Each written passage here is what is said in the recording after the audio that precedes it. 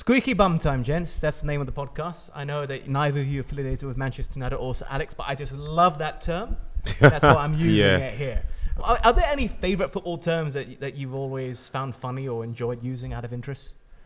Oh, that's a question.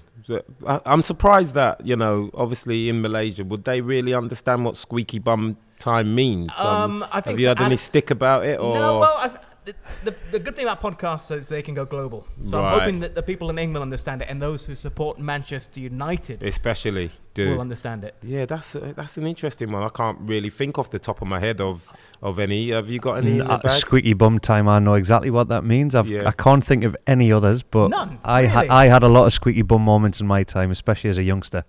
Such as? Just what's the one that stands out for you? I used to get very, very nervous before a game until I stepped over that white line, and if the vomiting and also just the panic of the whole day to day waiting for the game to come around. But as soon as I stepped over that white line, it all vanished and disappeared. But squeaky bum time on the bus on the way to away games, having to do the chores, microwave the meals, do the coffees, do the teas for all the players on the bus, because I used to have the squeaky bum time because I was so scared of our captain Kevin Ball, because if I didn't do my duties, I knew I was in for a week of misery with that man. Really? Yeah. And you had to earn the respect to get a seat on the bus.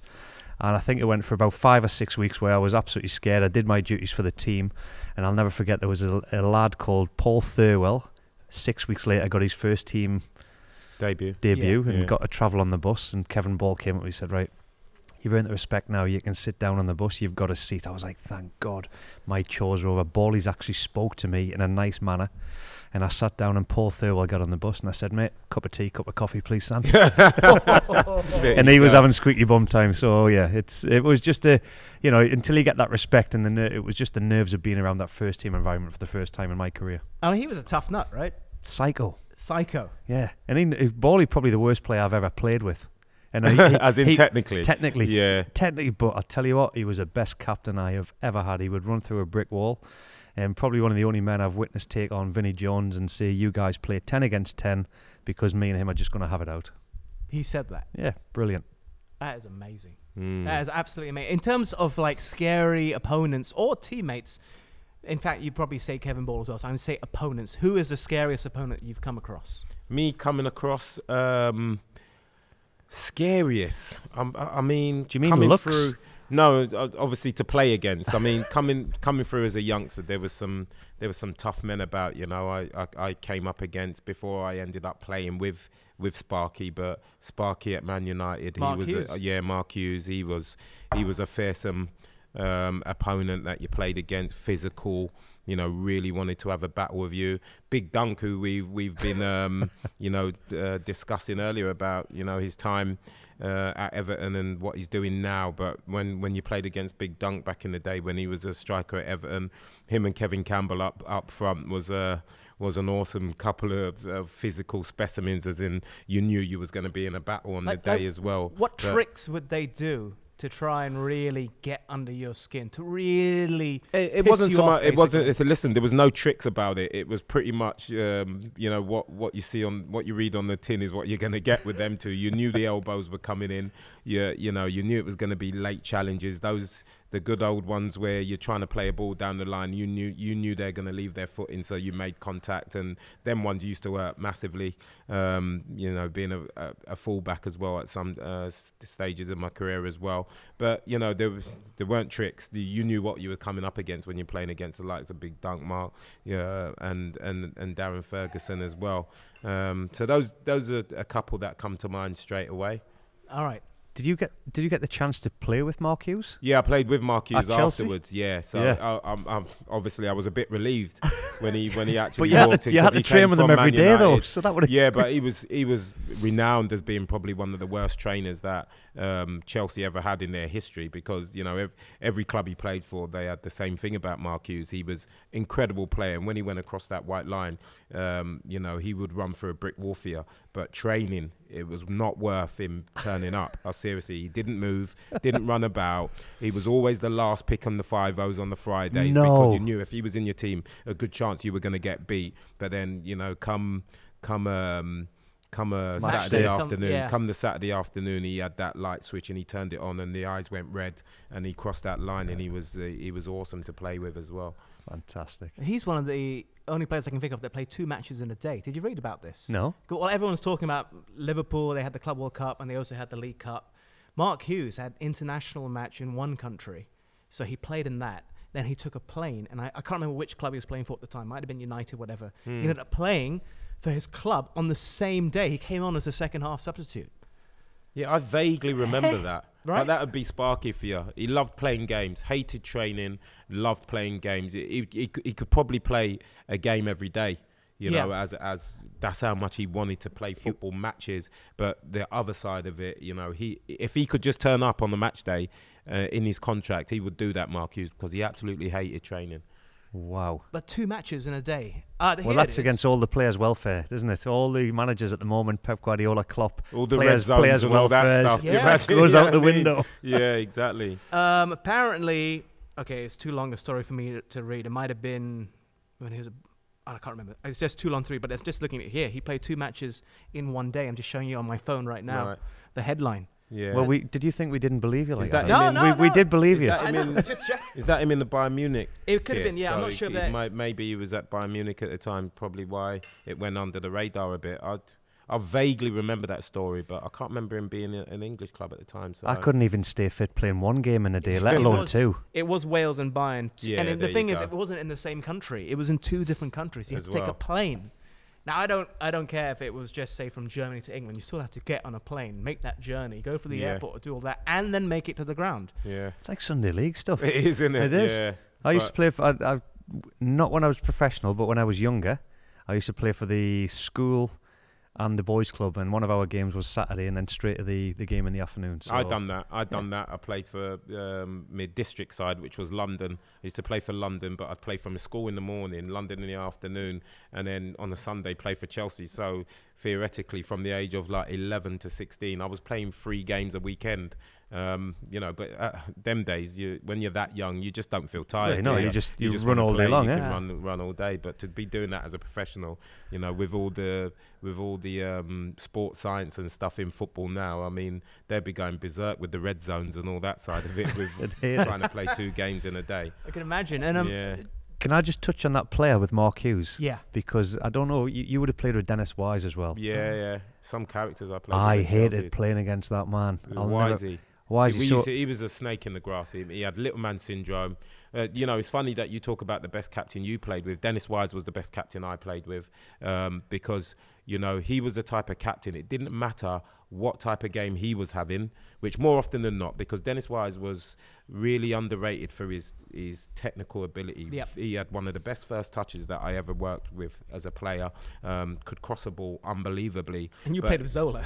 That's saying quite a bit. Yeah, exactly. But Wisey was a top player. But because of the other side of his game, that sort of like overshadowed his actual technical ability, because he obviously used to get sent off reds for doing players and jumping into tackles 2-footed and all that side of it. But he had some sneaky little stuff, Wisey, and we used to call him the snake in the grass, because he had one trick that he told me that was unbelievable. What he used to do was he used to like make a dodgy tackle on someone, and the first thing he'd jump up and say, "Sorry ref, sorry, didn't mean that," and then he'd go up to the player and go, "Oh, sorry mate, you're all right," and then he'd go to pick him up. But what he'd do is he'd grab the armpits hairs and then yank their armpits hairs, and he done it to Nicky Butt in the game Chelsea Man United, and it was a big game where Nicky Butt was on the floor and Dennis Wise done it to him, and he kicked out at him and got sent off, a red card for it, and that was because he had a yank of his armpit hairs. Like he had all sorts of naughty I got tricks. the nipple gripple off him.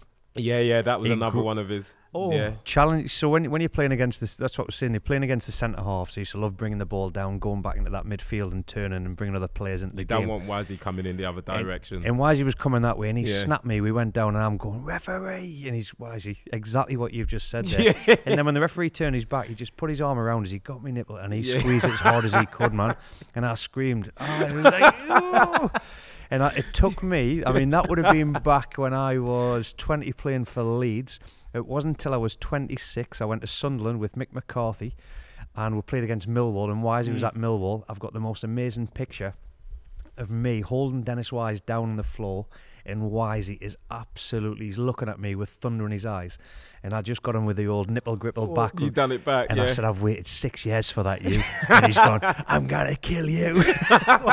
And the picture is just, I'll get it out, I'll show you. It's fantastic, because you'll see Wisey's red eye in that picture where he wants to kill me. He was a character, Wisey, you know. As soon as he was another one that when you crossed the line with him, you know, it was like I said, he was the best captain that I played with, and he demanded standards, regardless of how he was playing, you know, whether he was getting sent off in games, etc. He still demanded standards off of the other players all the time as a captain, and I respected him for that, because it takes some confidence within yourself to still demand standards off of other players regardless of how you play, and that's a sign of a good captain. That this is what I meant also by tricks. Remember we were talking about big Duncan Ferguson and all that tricks, but you said they're more straightforward. But I guess Dennis Wise, he was a little snake in the grass, you know. Dennis the Menace was a very acceptable name for him and the way he played and that. We used to call him something else, but I bet a few did. I think he got mad at me because I did a show with him once, and I said, "Oh, we're the same height."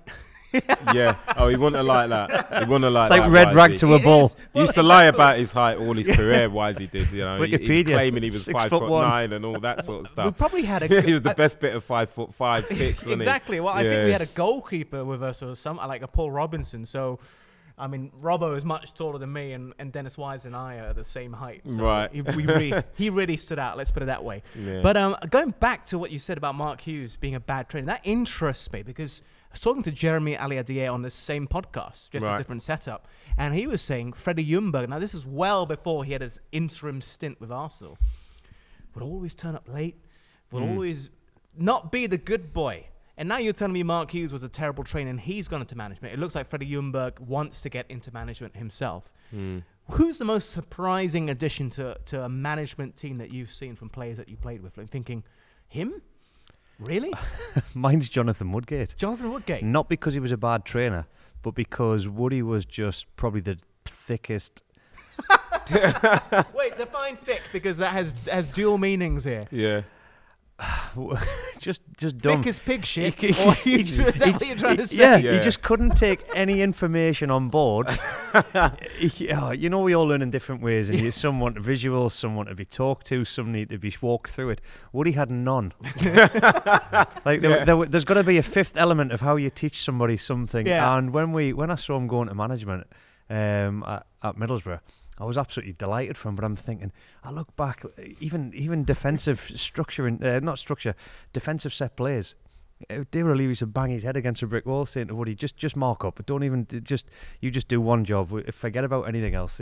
He's just a nightmare, thick as mince. Wow. Yeah, the first one comes to mind for me would probably be Robbie Di Matteo. Oh, yeah? Yeah, I never saw him becoming a coach stroke manager. He ended up winning the Champions League with Chelsea in his interim time at the football club. And I just couldn't see him being a manager because, I played with him for 5 or 6 years at Chelsea, and I can't remember having a conversation with him. And I'll speak to most people, do you know what I mean? But he just didn't speak. Just did not speak. I probably had 3 conversations with him. It was, if you're walking down the corridor in training and you got your towels, you're going to the showers or whatever, and you're like, all right, Robbie, you do well to get a yes or no back out of him regarding, just answering a question, a straightforward question. Communication lacking. Oh, so, when he went into, obviously he got the opportunity at Chelsea to take over the football club. I think that was down to, a little bit like Frank's, but obviously Frank Lampard's had the experience of Derby and that, but I think it was because of what he'd done as a player at the football club, why Robbie Di Matteo got the opportunity to take over Chelsea in a certain situation that the football club was in. But I just could not see him being a manager because he never spoke at all. Well, so I was very surprised with that, because obviously it's a big part of being in management and coaching is your communication with the players and getting to know players and stuff. And I just didn't see that in him. Well, the other thing with Woodgate, it was a practical joker.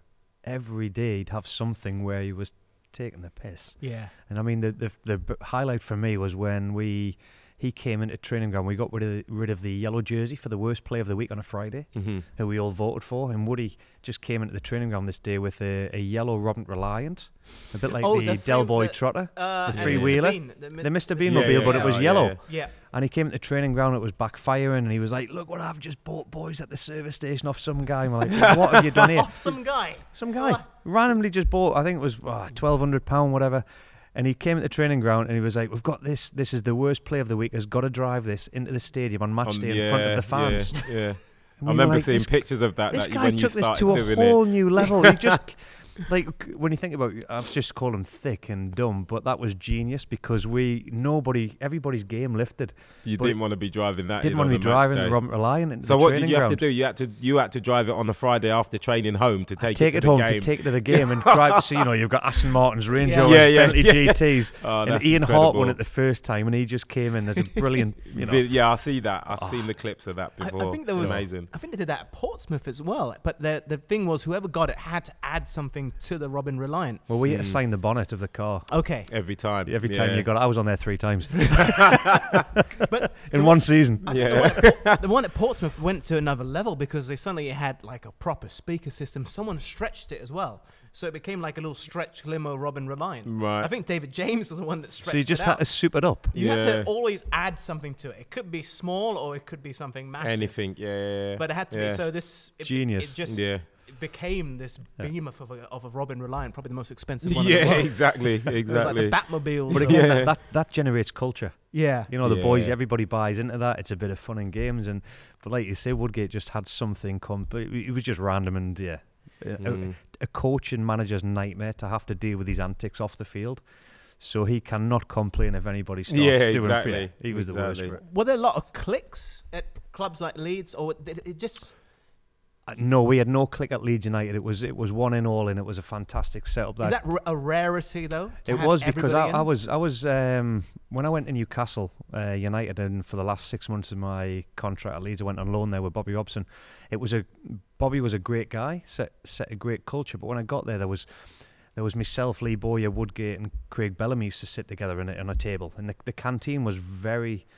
It wasn't like a team environment. Then on one table you'd have Harper, Gary Speed, Alan Shearer, and then the other one was Titus Bramble, Kieran Dyer, JJ, and it was just very, very. It didn't feel like there was a divide. Yeah, there was a divide without it.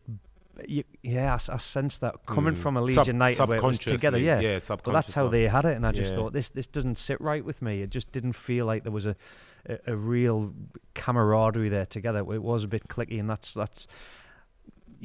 Success from Leeds was one and all in whatever we did. It was just unbelievable. Because they were different ages. You were 20 when you were scoring 19 goals, and you got Nigel Martin, who was like exactly. his 30s. Yeah, and David Batty and Lucas Radebe. Yeah. And I mean, the best thing is when we couldn't, it was one and all in. And if the senior players like Nigel Martin couldn't go out, we used to have to get David O'Leary to write a letter with Leeds United letterhead on saying it's a compulsory dinner and a night out, just so he could show his wife. So Nigel had to go. So Nigel could get out. It was genius. Absolutely. Oh, I love. There's another function. I think I need that for my wife. Right now, to be honest, I have to be honest there. I'm scared of her. I'm shit scared of her. But anyhow, I mean, because at Chelsea it was more continental, it seemed. Yeah. I mean, was it cliquish there? No, not at all. Which was, I think we was probably one of the first clubs to import so many export players, foreign players at one time. There was the English-based young players that had come through the academy, and then there was the other half of the change room was internationals. Household names as well. Did you just sit in awe looking at them, with the boys, the younger lads? Not really, because we had. When you think about the characters that you're talking about, you obviously experienced Jody Morris as a character, Michael Dubry as a character, and then you had myself, Eddie Newton, Andy Myers, young players that had come through the academy, but always played sort of like we probably at the age of 24, 25, we probably had sort of like 400 or 500 games experience between us because we'd all played a lot of games. So there was no awe of these players because we thought we was good as them, and the blend of that. The players coming to our league and the young boys, the confident group of young boys, we sort of like ran the changing rooms. The young boys ran the changing rooms, and the foreign players, your Gus Poyets, your Gianfranco Zolas, Dan Petrescu, Robbie Di Matteo, all these players that had come in, Ruud Gullit, etc., had come into our environment, but they bought into it, which was exceptional because generally when you go somewhere, if you're the top dog, you tend to want to do things your own way. But they bought into, we went out as a group and we went to clubs together, etc. And we done everything together, and there was no divide with the squad at all. And that's why I think, you know, we probably punched above our weight, because we had a good changing rooms. Obviously we had some top players, but you know, when you look at, we were going against the likes of your Leeds United, your Man U's, Arsenal's was one of the top dogs at the time, Liverpool obviously. You know, we competed with them because we had a great team spirit. True. I want to know something else which seems to add to team spirit: nicknames. What are some of the best nicknames in football that we played with? Or even for yourself? I mean, yours is probably just Bridgie or Mickey. Well, it's quite a bit bland. Well, it was Michael. He's just mentioned Michael Dewberry, Frank. He came up with the nickname Germ because I was always sick or there was always something wrong. So it was the Germ. So it was quite embarrassing. Not something you want to go bragging about.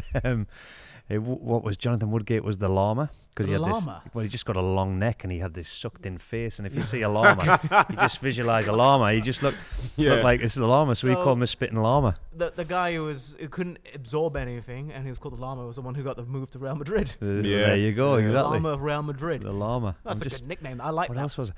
I've got another classic. Again, Jonathan Woodgate came to Newcastle United, and remember when Alan Shearer started to go bald? Yeah, but he was hanging on to that bit of... that the island. Like, remember the island? Like divot. The divot. Well, Woody came up with the best thing. He used to call it the Alcatraz, because it was the... So it was just because it looked like the island. Man, that was one of the funniest. Alcatraz. How did he take that? Oh, like he wanted to rip his head off. He couldn't have been happy with that. Once it was out there and he saw the reaction of the boys, Alcatraz was probably one of the best nicknames I've ever heard. Oh, yeah, that was quality. I'm just trying to think now. Nicknames of the boys at Chelsea. I didn't really have one, to be honest. I didn't really have one throughout my career. Boys called me Sinks or Cinco, but you know, that was obviously relevant to my name. I didn't have a nickname for a reason, why the way I played or anything like that. When you look at our players that we played, I'm just trying to think of the lads. We obviously used to call Gianfranco Zola Fonzie. Because when he had the hairstyle and that, because when he first came over, obviously he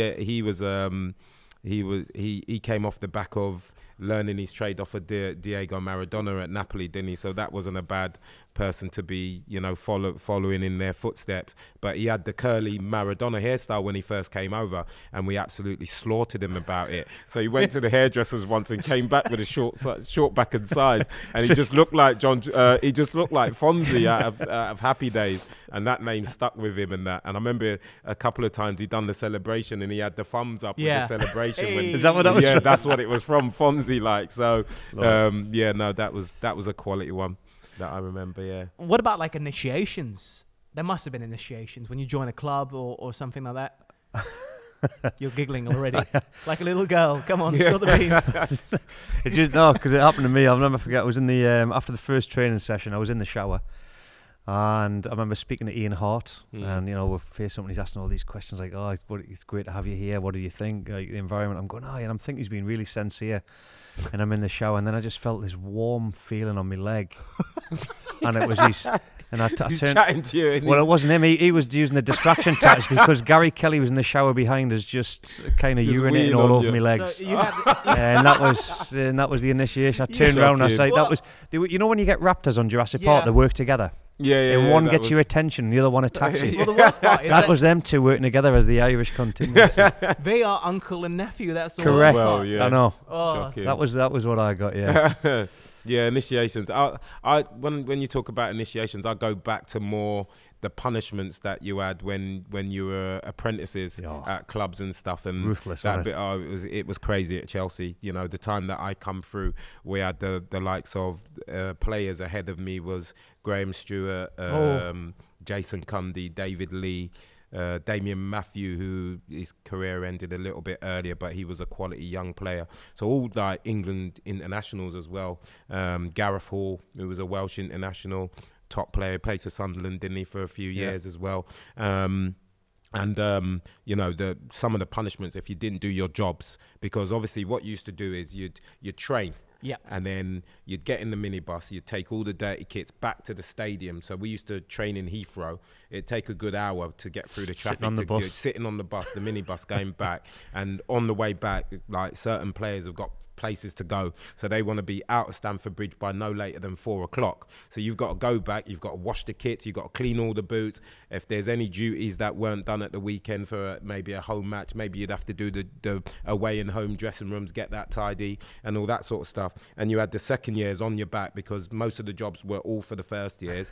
By then the second years just have to point a finger and say, observe it and make sure you do all your jobs. And if you didn't do your jobs by 4 o'clock, you'd get absolutely roasted. And can we use a different word? It wasn't observed, bullied. Yeah, bullied. In this day and age, you'd never get away with it, trust me. And then like there were certain punishments for if certain players didn't get their jobs done by 4 o'clock the second years. And obviously it passed through with tradition, so I became the bully when I was a second year to first years and stuff like that. And one of the punishments was there was 2 punishments that you used to do, because in those days you used to have the plunge baths, didn't you? So the big big baths the communal baths that you used to share. And what they'd do, they would fill it up, the plunge bath, and they'd lock you in the wicker basket and flow the wicker basket into the plunge bath, and you're locked inside, and it's locked from the outside, and they'd just watch you like panic as the water's rising, and they'd leave you for a good like 30 to a minute underwater in this thing, and then eventually they'd jump in, and you'd feel like you're dying. You'd actually feel like you are close to death. Who was the escape artist, the famous guy? Houdini, like Houdini, but you couldn't get out of this because this was locked from the outside. Was that like the silver box thing? No, the old style wooden wicker baskets where you put it down and then jabbed it on. You clipped it from the outside on, so you couldn't get out. So you just your life was independent of how long they decided to leave you underwater for.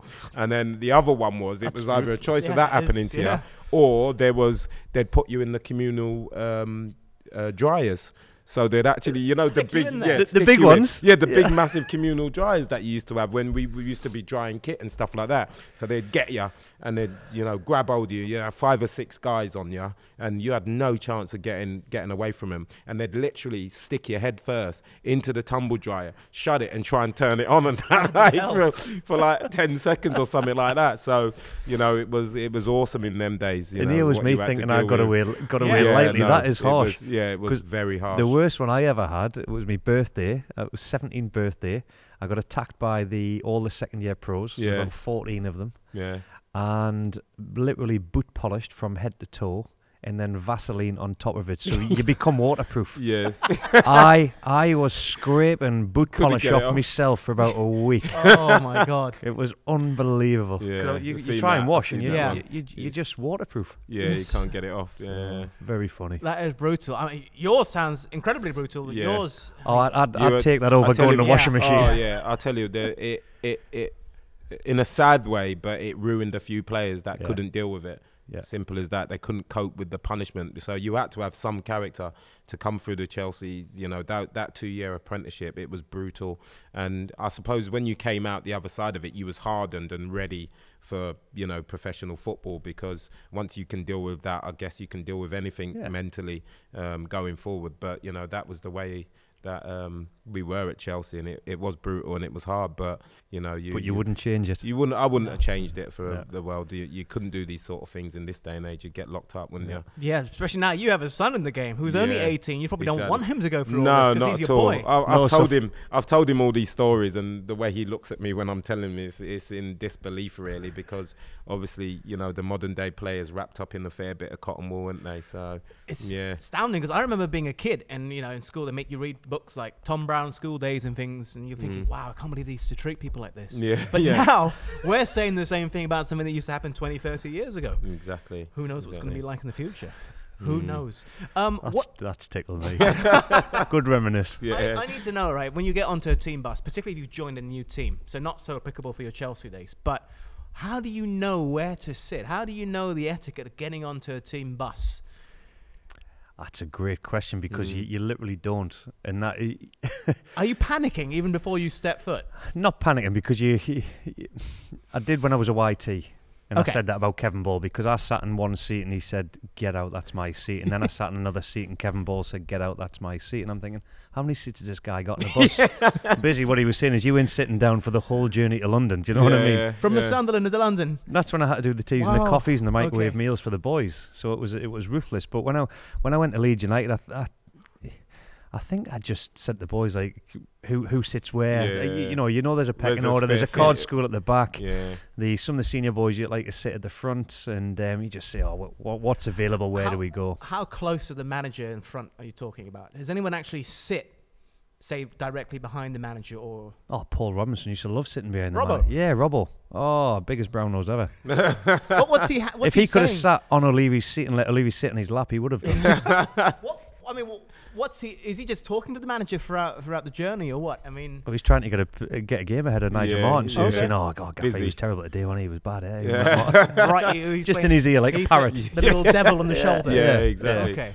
Okay. Yourself? No, I suppose I spent a lot of my career at Chelsea, and by the time I'd left Chelsea, I was 26 and established, I guess. So it was a case of when I went to Leicester City, I was an established player, record signing at the time for the football club and stuff like that. So I didn't think I had a problem. I think I pretty much got in with Matt Elliott pretty quickly. But I remember a funny story that's just come to my mind now, of my first day at Leicester City. So I literally agreed to sign for Leicester I went to see Martin O'Neill and agreed a deal with him, which is a story within itself, on the Wednesday. I trained on the Thursday, and we were travelling to Old Trafford to play Man United away on my debut, and I knew about 5 of the players' names. You know, Martin O'Neill, when he tried to talk me into leaving Chelsea to come to him, you know, he was going through the starting 11 and where he saw me in this team, and he played with 3 at the back, so it was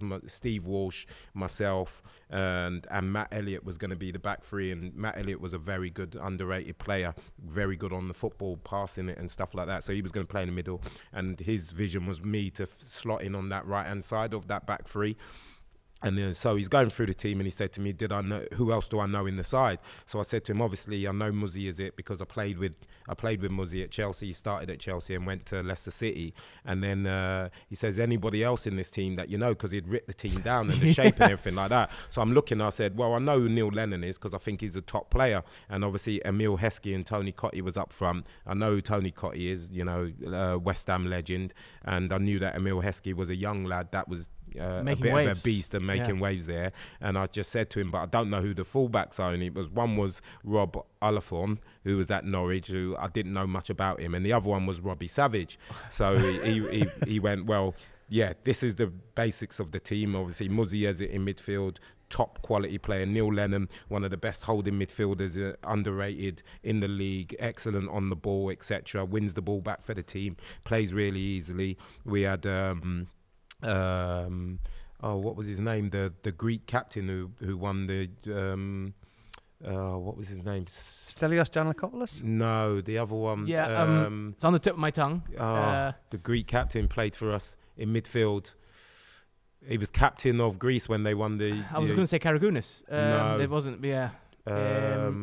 It will come to me in a second. He was playing in midfield with him, and then he went, obviously, the front 2, and he goes, Rob Oliphant is steady, blah, blah, blah. He's gone Robbie Savage on the right wing back. He says he's got bags of energy. He can run for fun, just never pass him the ball.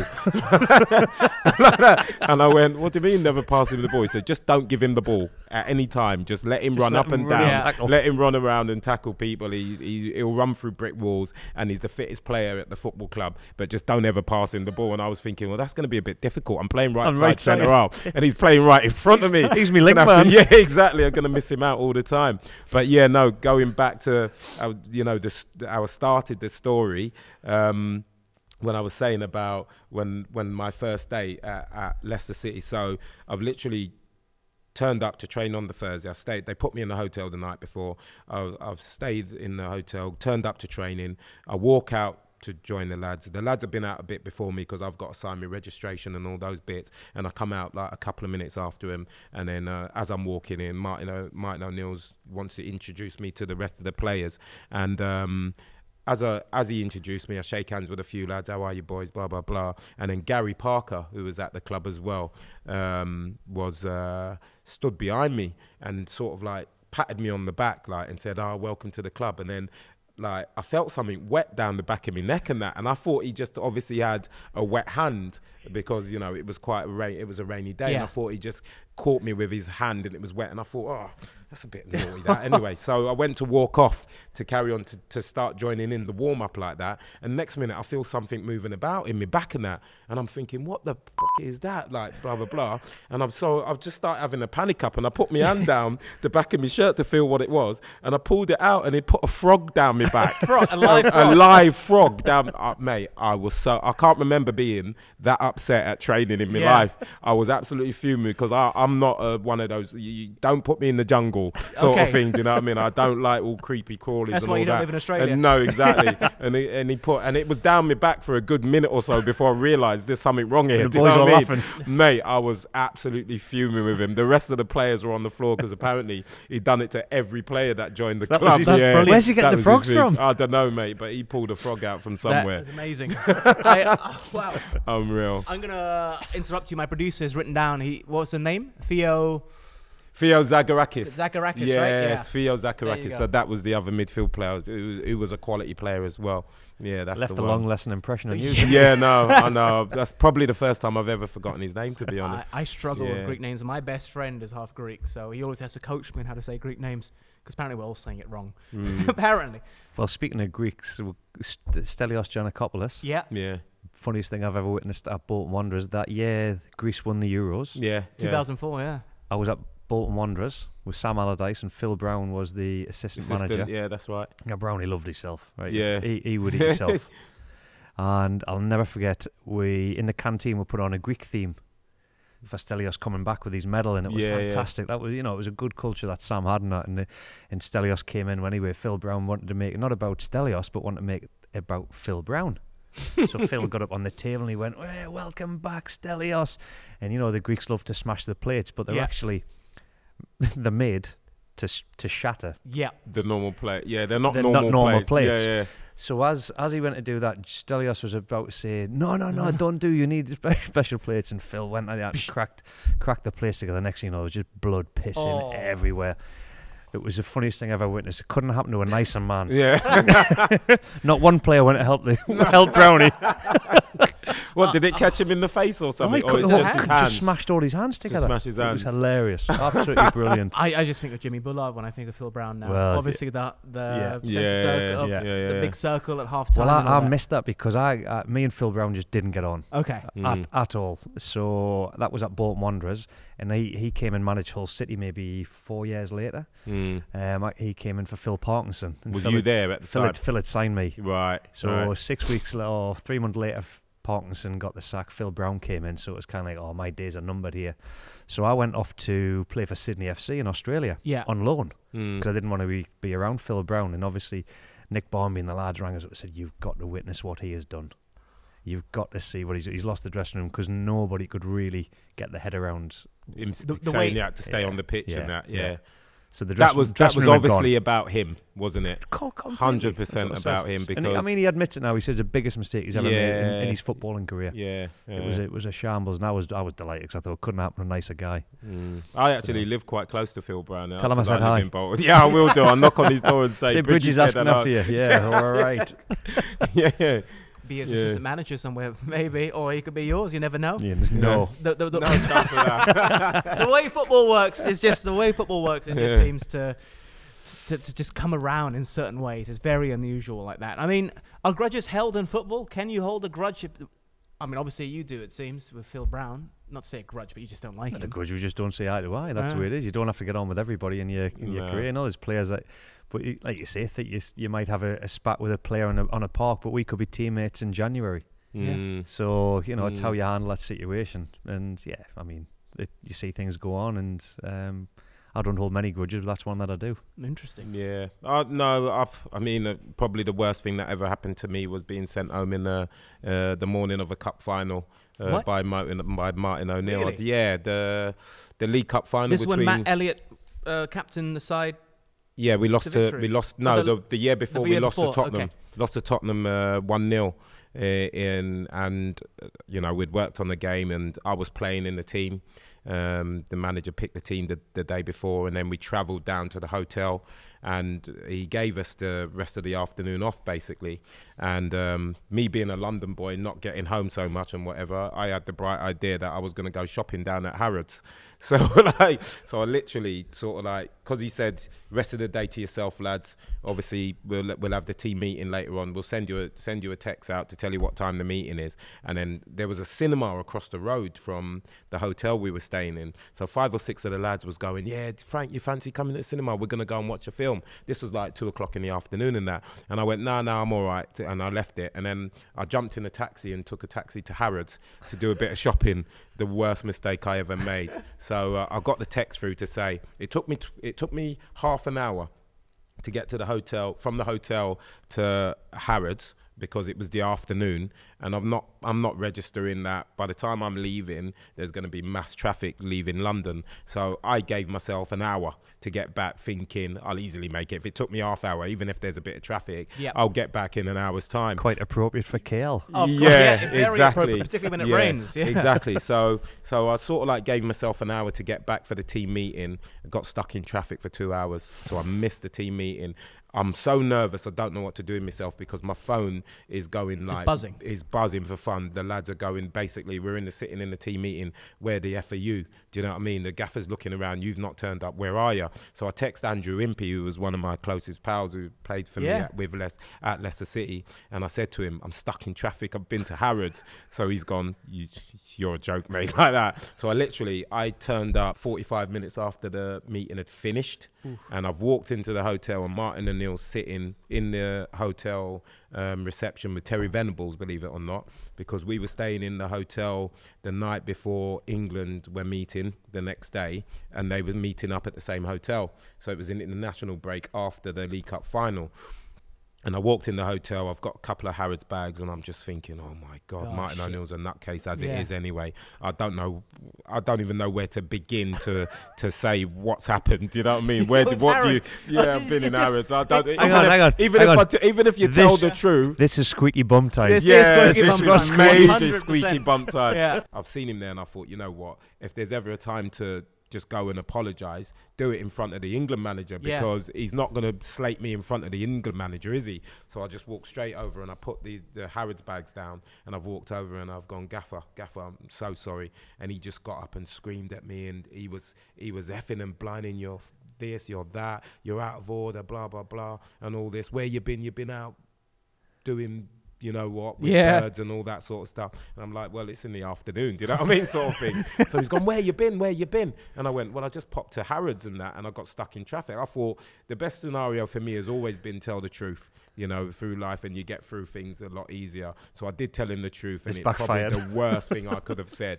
You've been shopping at Harrods. So he's going mad at me. And then you know, I've taken a mouthful, and I've stood there with no response, because I haven't really got one. And then as I went to walk off, some bright idea of mine, I just lost it. And I turned back around and I said, listen, I've said I'm sorry, and yes, you're right to have a pop at me, but there's no way on earth that you should pull me to the side. Why are you saying it in front of Terry Venables when it's got nothing to do with him? He's the England manager, like that.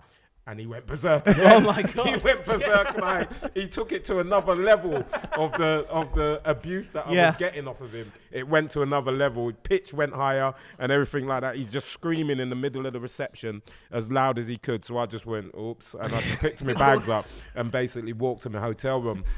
Didn't even offer many clothes. No, exactly, or watch or something. Whatever. So I remember going and sitting in my hotel, and obviously all the lads have realised that I've got back, and they've all like come to my hotel room, and every player's in my hotel room. I'm lying on the bed and I'm just in devastation, because in my heart I thought to myself, I'm not going to play tomorrow. No. You know, and I'd played in the League Cup final the year before and scored a goal in my last game for Chelsea, made a move to Leicester City, and we get to the League Cup final again. For me, it was a massive game, you know, to try and win the League Cup twice on the spin.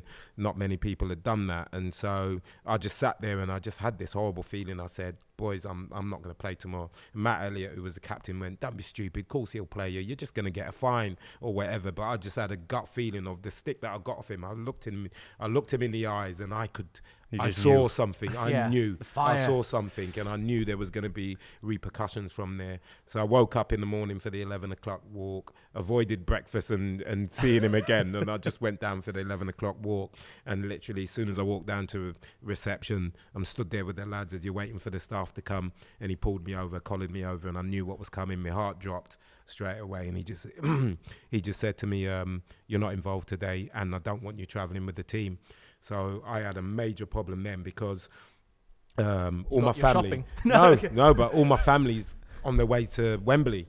My wife had got tickets for the game. Yeah. She's taking my son and daughter, who were very young at the time, and everybody I know that I can ring to say what's going on. My best friend through football was going to the game with his wife, and what I didn't want to do was spoil their day on their way to the game. Eventually I knew they're going to find out something's gone up, but what I didn't want to do is spoil the build up to the game for so many friends and family. So I didn't tell anybody. So I literally went up to my room, I got my club suit, put that back in the suit carrier. I just had my club tracksuit on, ordered a taxi, jumped in a taxi and went to Kingston, which was a place where I used to go out for a drink and stuff, which was 20 minutes from my house, and I knew my mate had a pub there, and I went and sat in the pub with my mate, didn't ring anybody, and watched the game, watched them. And I remember turning up at the pub, and the people that was in the pub waiting to watch it on the big screen were sort of like looking at the screen and looking at me and thinking,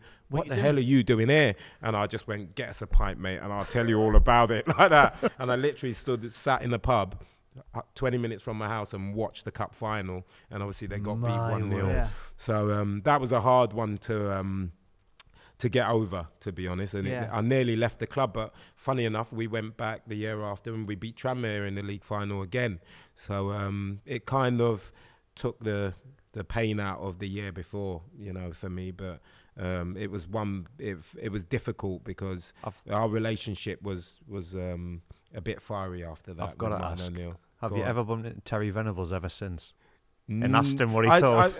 I've done quite a bit of media work with Terry. Does he remember that moment? He didn't remember it, which was amazing. It just shows what he had on his plate. He couldn't remember the altercation the at all. You got, basically. Yeah, exactly. No, he didn't remember it. Well, maybe it's because he declared for Jamaica. So probably. He couldn't have too much interest. I guess so. Unbelievable story. Not eligible. So. I mean, Martin O'Neill. Is he as intense as he comes across on TV 100%, and all of that? 100%. There's so many stories about him. Well, I just touched on the one with Andy Impey being one of my closest friends. I actually had Martin O'Neill asked me to speak to Andy Impey about coming from from QPR to Leicester City. So he was at QPR, and apparently he was on the motorway. How the manager knew about that, but that's connections in here. He was on the motorway driving up the M1 to sign for Nottingham Forest, who at the time were in the Championship. And I'd left training and I'm on my way back to London, and Martin O'Neill rings me. Gaffer, how are you? All right? Yeah. Do you know Andy Impey? I goes, yeah, I grew up with him. So I know him really well. He's gone, well, he's on his way to sign for Nottingham Forest. You ring him and tell him to stop off at Leicester. Whatever they offered him, I'll give him much more than that, and he's going to play in the Premier League instead of going to Nottingham Forest in the Championship. So I rang Imps. I told him, I said, Imps, where are you? He's gone, I'm in the car with my agent going to Nottingham Forest. And he went, why, what's happening in there? I goes, well, my gaffer, Martin O'Neill, just told me that you're on your way there. And he said, turn the car around if you've passed junction 21, where Leicester is, and come back and speak to him instead. You're going to play in the Premier League and guarantee he'll give you more money, whatever you was going to get at Nottingham Forest. So he went, all right, we're going to do that. But he said, but one thing, Frank, you know about me, tell him I never wear studs. That's what he said, because that was Andrew Impey's thing. Okay. Could only play in moulds. So he says, if he wants me to come, not a problem, but I never wear studs. I've got to was play O'Neill a mode. stickler for studs, was he? No, not particularly, but Right. Imp said that to every manager Just because in he case. obviously he's had his problems in the past Yeah. about not wearing studs in muddy conditions, whatever it might be. So his experiences is I've got to tell the manager early doors. So I spoke to Martin No O'Neill. clauses. Yeah, I know, yeah, yeah. yeah, It's that exactly. So molds, not I studs. said, so I rang Martin O'Neill and I said to him, Gaffer, Imps he's going to turn the car around. He's with his agent. They're going to come down to Filbert Street and see you there. He's gone great. But I said, one thing, Gaffer, I've just got to tell you, Imps does not wear studs.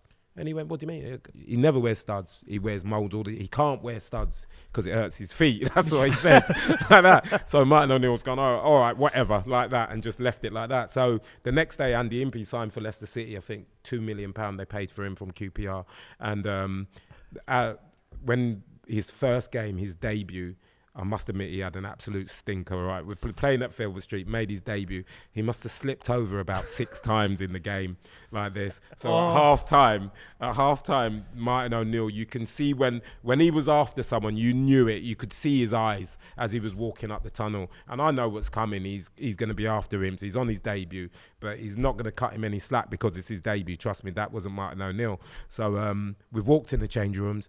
And he's looked at me and he's pointed at me and went, your fucking fault this is, like that, he said. And I'm like, what do you mean? He's gone, You passed the message on. Yeah, you told me to sign him, like that. So I'm like, I ain't even done anything, do you know what I mean? So he went over to him and he literally looked at him and he's just staring at him and he's staring at his boots. And it's the maddest thing I've ever seen in a change room at half time. He actually ran at Andy Impey and grabbed his feet and just started tussling with his boots, trying to pull his boots off, but he's on his leg, he's down, he's like kneeling down, and Andy Impey's like trying to kick him off. He's going, get off me, what you doing? And he's going, you're never wearing studs. And he's just trying, get him some studs, someone get him. And he's absolutely, for 15 minutes, they're nearly fighting with Martin O'Neill trying to rip his boots off of him. And it was just, the rest of the players were just sat there looking at each other thinking, what the hell is going on here? It was the maddest thing I'd ever seen. See, this lives up to my expectation of what Martin O'Neill is like. I just want to know, has there been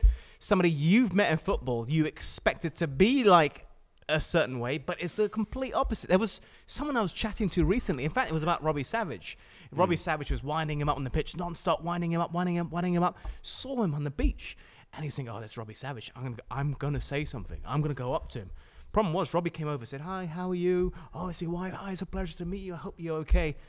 And it just completely diffused the situation. It turns out Robbie Savage is a nice guy off the pitch. You didn't expect that. Now, I don't know if you agree with what I've just said, but for whoever told me this story, it was just blown out the water. Suddenly it was like, okay, well, Robbie Savage is nothing like I would expect him to be like. Well, the one for me was actually going to Leeds United because Lee Bowyer. Oh, He was yeah. Bo was mental on the pitch. So obviously he's had his time at Charlton Athletic. Yeah. He'd had it, and then you played against him for Sunderland, and then you come to be his teammate, and you're thinking this guy's a lunatic. Was you there when he had the rock with Kieran Dyer? Was you at the club? No, I'd then? left Newcastle when he did that. Then? But talking of nicknames on this podcast, Lee's was the firework or the fuse, right? Because it was the smallest I've ever seen.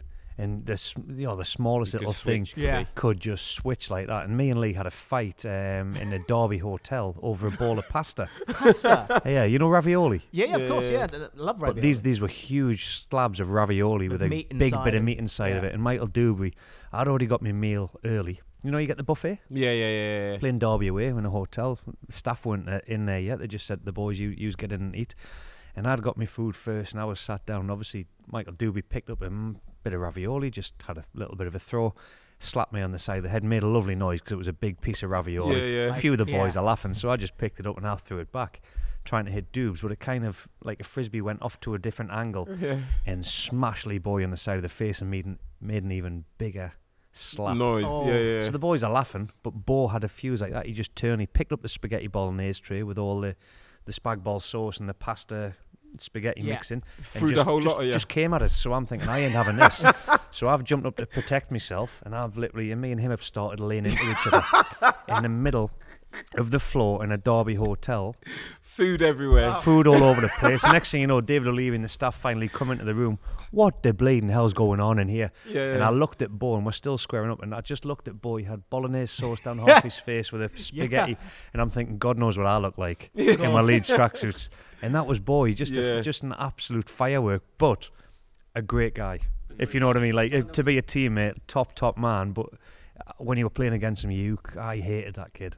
But as a teammate, all day long. Just someone else that's now gone to management, and you do wonder what he's like in the changing room as well. And again, you know when they got promoted? There's just a lovely scene of him in that dressing room. When you think what he's done, the inexperience, Bo was all about, a bit like Ferguson for Everton. He just managed to get the galvanise that team and got them through, because they had a fantastic manager. I was a big fan of Carl Robinson, the coach. I think Rob has done his homework. He knows the game inside out. But Bo just gave him that little extra, and I thought his team talk at the end of the season was magnificent. Yeah, that came out, of course. Yeah. All right, final question, gents.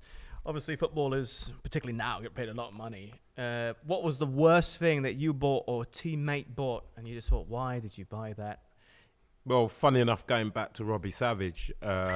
He's got third time. Yeah, going back to Robbie Savage, because we had this. He was a bit of a laughing stock at the club, because he was just. You know, did he have an Armani tattoo? Yeah, he had an Armani tattoo, and that was and the talk of the prem. He had the hair and all that business, but he had an Armani tattoo. I think he still regrets that. He doesn't admit it, but he must regret it by now anyway. You know what I mean? But we had this running joke with all the players that Robbie had, keeping up with the Joneses. Yep. The famous statement, right? Well, whenever someone got a car, Robbie would go and copy it. But he'd literally just, like, if he saw you, the best car, he'd go and get it. So I remember when I signed for Leicester City. I was driving an Aston Martin at the time. Robbie went and got himself a better Porsche than he had at the time, or something like that. So he always wanted to have the best car in the car park. So it became a running joke, because he was sort of like losing 20 grand a time, because he'd buy a new car, he'd chop it in for something else, lose 10 grand on that car, and then pay another 10 grand on top to get a new car, and all this somebody else got a new one. Because someone's got a new one. So every time someone got a new car, we'd be like, how long is it going to take Robbie to get a new car? So I remember I bought a Ferrari, so I was driving a Ferrari Modena at the time, quite the latest Ferrari, beautiful car like that. Within a week, Robbie changed. He had a Porsche GT or whatever it was, and he changed it and bought a bright yellow Ferrari, like with Sav, the number plate and all that. And the day he walked into drove into the Leicester City car park, everyone was looking, and we was like, let's see how much he's wasted on this motor, like, do you know what I mean, sort of thing. So it was like it was a running joke between the players, but he just chopped it. Everyone that got a decent car, he went and just got the exact same car but a different color, and he decided to get I had like a bullet colored Ferrari, and he came in with a bright yellow one, and it would have blonde hair and all that stuff. And I was like, wow, Robbie, mate, you just don't get it, do you? He looks so thick-skinned that he doesn't care. And he's just oblivious to it. He certainly was. And it's funny that you said about him diffusing a situation. I can see that in Robbie, because he often said the wrong thing at the wrong time, away from football, to people to upset them. Yeah. So he's probably used to diffusing situations, because he was a game lad as a footballer, but he was probably one of the weakest players I ever played with. Do you know what I mean? So he couldn't handle himself at all. So one thing he was very used to doing was going to a nightclub, saying the wrong thing to someone, and after diffusing it before he got a clump. Do you know what I mean? So I can imagine why he went up to that, whoever that person was. I can't actually remember who it was. I just remember hearing that story and laughing about it. What about yourself? What's the silliest purchase you made or have seen someone make?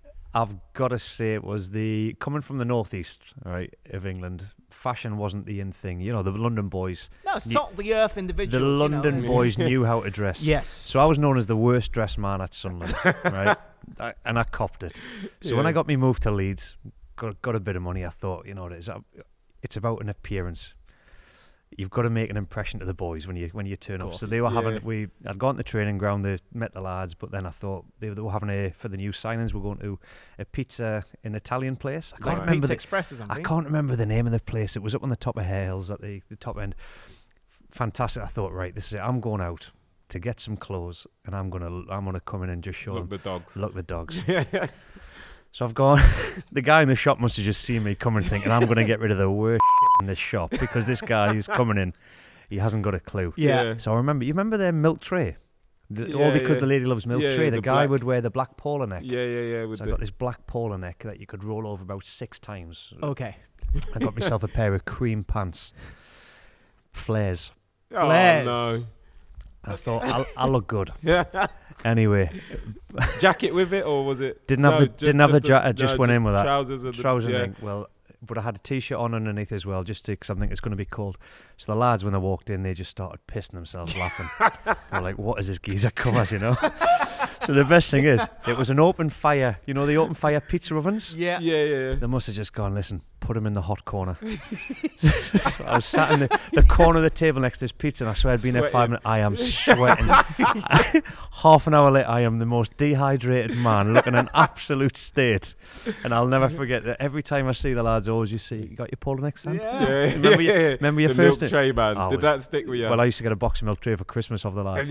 All the Terrible, time. man. Stuck with it. So I thought I got rid of the tag, got it at Leeds, and I'm still getting it to this day in Australia. Wow. The worst dress. I don't care. I know. I said that was the last question, but this truly is the last question based off your story. Now, Frank, you're dressed exceptionally well, brilliantly, I might say. So I'm going to give you a 10 out of 10. Now, I want you to rate Bridgie in what he's wearing today. Oh no! Well, he's gone. He's more clued up on the dress code for this Astro gig anyway. So I'll give him a 7.5 out of 10. He's got a pair of jeans on, nice blazer and nice shirt. So no complaints. Okay. No complaints. That's the best rating I've ever got. I have to say, it's quite good. He's got no socks on as well. I noticed that earlier. Oh, Hey, he's got the little ankle I've got my socks. little ankle socks on. Yeah. Okay.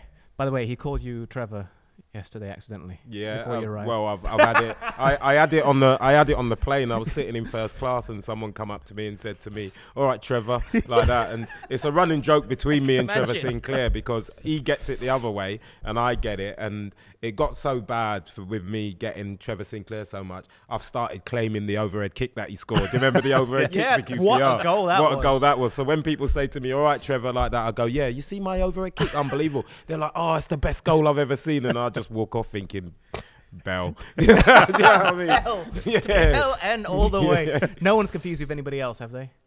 No. Have they? No. Well, Bobby Robson used to call us Gary. Yeah, apart from that. But you don't know who Gary Okay. was, though, do you? I haven't got a clue who he thought it was, whether it was Gary Caldwell or Gary Speed. And I know it wasn't Gary Speed, bless him, because Gary was a good-looking lad. He didn't have a big nose like me, so I'm going to have to say Gary Caldwell, possibly. I need to finish up on the story. I hope you're comfortable tonight, because you told it to us just now off air. But we had Kevin Nolan hanging out with us last week, and I got on YouTube and I was playing him the song they play at Newcastle whenever the players come out. You know, a local hero. Yes, That's that was brilliant. played at my dad's funeral.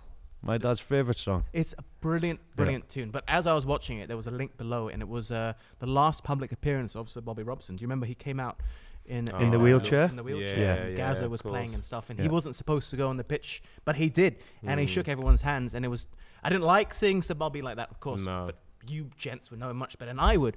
But there was a story you told, which I think, to just wrap things up here, just summarize what a great man he was and how he dealt with you. The one when he was... When you were at Newcastle. And I was leaving? Or the one about my wife? Well, both. Whatever you're comfortable telling, really. No, just the man of the man. When I was there for the short period, 6 months, I was getting over a nasty injury at Leeds United, and Bobby gave us that security and saying, "Come back to your hometown, get your head on, and we'll get you fit." And still carrying a bit of weight, I was still getting my confidence. And he said, "I'm going to give you another year." He said, "I want to see you at your best with a full pre-season." And it was in that summer. You know, we got beat off Marseille in the semi-finals of UEFA. We finished 3rd or 4th in the league that year, and that was the first time I'd ever seen Didier Drogba, by the way, playing for Marseille. What a man! He ran Woodgate like you wouldn't believe, and not many people did that.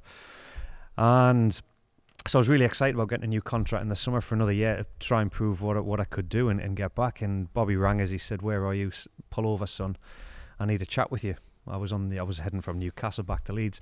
Anyway, long story short, Bobby was saying, "I'm really sorry. There's not going to be a contract there for you. Circumstances have changed. I'm going to help you get another club." And I was saying, "Well, why has this happened, Bobby?" "Well, it's out of my hands, son. It's to do with the owners of the football club. But I promise you, I made you a promise. I made you a deal. I will find you another football club because you're a good lad, and I want to see you getting back to where you belong." And I'm like, "Right, okay." No bother. Still couldn't quite come to terms with what it was. So anyway, I put the phone down, started driving to Leeds to collect some stuff, and I rang my dad and told him the news.